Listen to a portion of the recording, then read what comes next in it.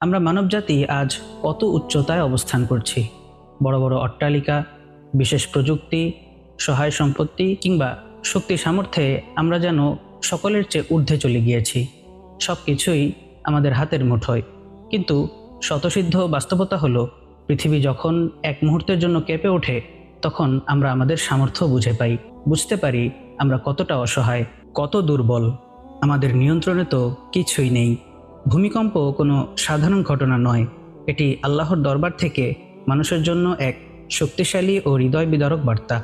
যেন এই কম্পন দিয়ে আল্লাহ তাআলা মানুষকে স্মরণ করাতে চান, হে মানুষ, তোমরা কোথায় যাচ্ছ? তোমাদের রবের দিকে ফিরে আসো।